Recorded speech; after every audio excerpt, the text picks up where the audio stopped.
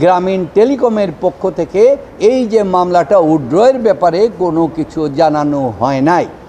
এখন গ্রামীণ টেলিকমের পক্ষ থেকে সবার বক্তব্য হলো, আপনারা যে রাতারাতি মামলাটা উইথড্র করে ফেললেন, আমাদের এই যে ব্যক্তিদের বিরুদ্ধে মিথ্যা অভিযোগ দিয়ে জাতীয়ভাবে তাদেরকে চোর বলে, তাদেরকে আত্মসাদী বলেন, মানি লন্ডারিং বলে, সারা পৃথিবীতে দেশের প্রতিটা মানুষের কাছে মিথ্যা জিনিস দিয়ে অপমানিত করলেন, সম্মানহানি করলেন। এই যে সম্মানহানি করলেন, আজকে আপনারা এসে তাড়াতাড়ি এখানে মামলাটা উইথড্র করে ফেললেন। এই বিষয়টা ডক্টর মোহাম্মদ ইউনূস সাহেব, আমি আপনারা প্রথম থেকে দেখেছেন উনি আইনের প্রতি শ্রদ্ধাশীল। তিনি বলেছেন, এখনও বলছেন, আমার প্রতিটি মামলা আইনগত পদ্ধতির মাধ্যমে চলবে, আইনের মোকাবেলা করেই তিনি করবেন। তাই কালকের এই যে জিনিসটা হয়েছে আমরা এটাতে অবগত না, এবং এই বিষয়টি সম্পর্কে আমরা জানি না।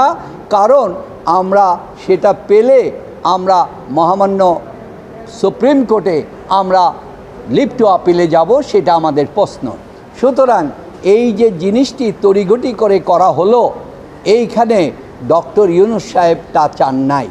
তাই আমরা মনে করি যে মহামান্য হাইকোর্টকে কালকে যখন কোর্ট বসবে, আজকে বসে নাই, আমরা ওনাকে অনুরোধ করব যে আপনি এইটা পেন্ডিং, হাইকোর্টে পেন্ডিং, তো সেই পেন্ডিং থাকা অবস্থায় জজ সাহেব ওইটা যেহেতু তারা উইথড্র করছেন, সেখানে উনি হয়তো এটা পেন্ডিং রেখে দিতে পারতেন, কারণ এটা নিয়েই উনি দিতে পারতেন যেহেতু উইথড্র করেছেন। তো সেইখানে আমরা মহামান্য অ্যাপিলেট ডিভিশনে ওনাকে বলবো যে জাজমেন্টটা আপনি তাড়াতাড়ি দিয়ে দেন, আমরা মহামান্য অ্যাপিলেট ডিভিশনে যাব, আইনগতভাবে ওপেন কোর্টে সাংবাদিকদের সামনে, সবার সামনে হাইকোর্টের থেকে, কারণ জাজমেন্টটা পাই নাই, জাজমেন্টটা দেওয়ার জন্য আমরা আবেদন করব, তাড়াতাড়ি আমরা সেখানে আপিল করব। এই ব্যাপারে আমাদের এখানে তারপরে আমি ব্যক্তিগতভাবে আমার আমি একজন আইনজীবী হিসাবে আমি কতগুলি জরুরি কথা আপনাদেরকে বলতে চাই।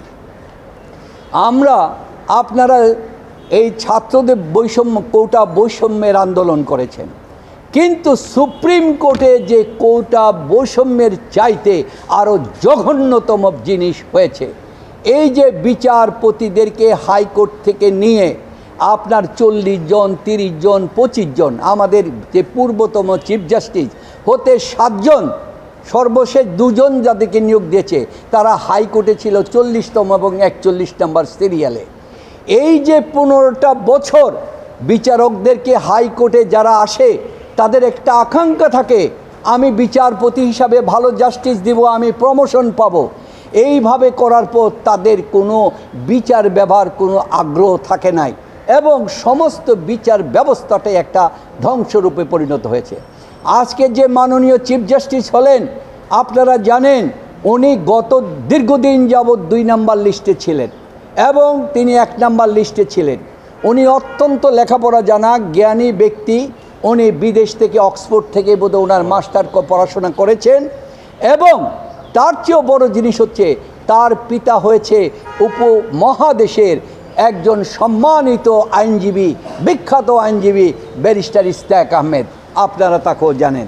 সুতরাং উনি তো এই চিফ জাস্টিস হওয়ার কথা আরও 5 বছর পূর্বে, সেইখানে যদি নিয়মতান্ত্রিকভাবে করা হতো আজকে তাহলে আমরা হয়তো এখানে আরও সুন্দর জাজমেন্ট পেতাম।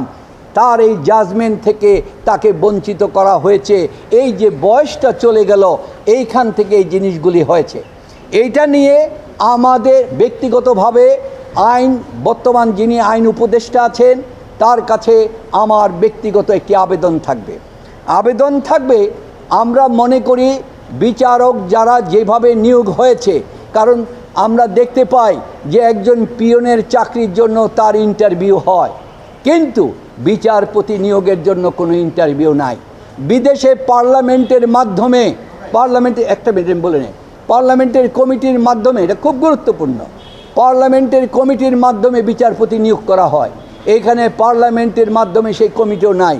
তাই আমরা বলতে চাই, তার মধ্যেও কিন্তু যে দলই করুক, সবারই কিন্তু একটা রাজনৈতিক আদর্শ থাকে, আমরা বলতে পারবো না যে কারোর আদর্শ নাই, কিন্তু এই যে বিচারপতি যারা হয়েছেন আমরা বলছি তাদের ভিতরেও কিন্তু ভালো বিচারপতি অনেকে রয়েছেন, যে অনেকে ভালো বিচারপতি রয়েছেন।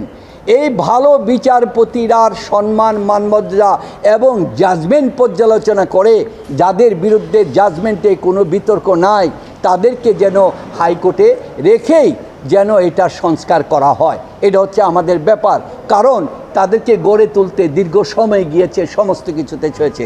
সুতরাং এই জিনিসটার ব্যাপারে আর আমি ওনাকে আবার অনুরোধ করব, আপনি ইউনিভার্সিটির অধ্যাপক, কিন্তু প্র্যাকটিক্যাল আইনজীবী আপনার মিনিস্ট্রিতে আরও 3 জন আছেন।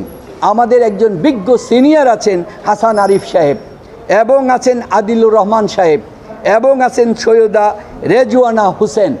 আমি মনে করি আপনি ওদের সাথেও আলোচনা করে প্রয়োজনে আমাদের এই সুপ্রিম কোর্টের যারা বিজ্ঞ আইনজীবী আছে তাদের সাথেও আলোচনা করে বিচার ব্যবস্থায় যারা এজি বিভিন্ন কিছু নিয়োগ হবে, ডিএজি নিয়োগ হবে, এবং বাইরেও যারা কোর্টগুলিতে হবে, বিচার ব্যবস্থাকে সমন্বিত রাখার জন্য ওই প্রচেষ্টাটা করবেন, যেন অতীতের সরকারের মতো যেন ডক্টর ইউনূস সাহেবের এই সম্মানিত ব্যক্তি তাকে যেন কলঙ্কিত হতে না হয়।